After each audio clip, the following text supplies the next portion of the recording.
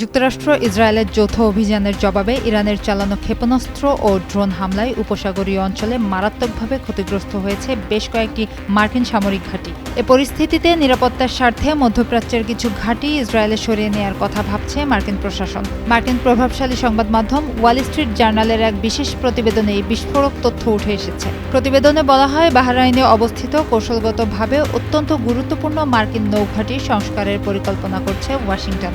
একই সঙ্গে কুয়েত ও সৌদি আরবে মার্কিন সামরিক উপস্থিতি কমিয়ে আনা হতে পারে। মার্কিন প্রশাসনের দুই উচ্চপদস্থ কর্মকর্তা নিশ্চিত করেছেন, পরিস্থিতি বিবেচনায় ওয়াশিংটন চাইলে এই অঞ্চলের কিছু গুরুত্বপূর্ণ সামরিক অবকাঠামো ইসরায়েলে স্থানান্তর করতে পারে। গত ২৮ ফেব্রুয়ারি ইরানের উপর যুক্তরাষ্ট্র ও ইসরায়েলের যৌথ সামরিক অভিযান শুরু হওয়ার পর মধ্যপ্রাচ্যে অবস্থিত মার্কিন ঘাঁটিগুলো লক্ষ্য করে ঝাঁকে ঝাঁকে ক্ষেপণাস্ত্র ও ড্রোন হামলা চালায় ইরান।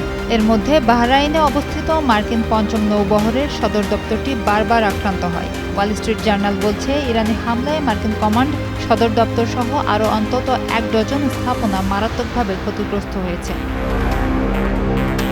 তবে মার্কিন প্রতিরক্ষা সদর দপ্তর পেন্টাগন এখন পর্যন্ত এই ক্ষয়ক্ষতির প্রকৃত পরিমাণ আনুষ্ঠানিকভাবে প্রকাশ করেনি।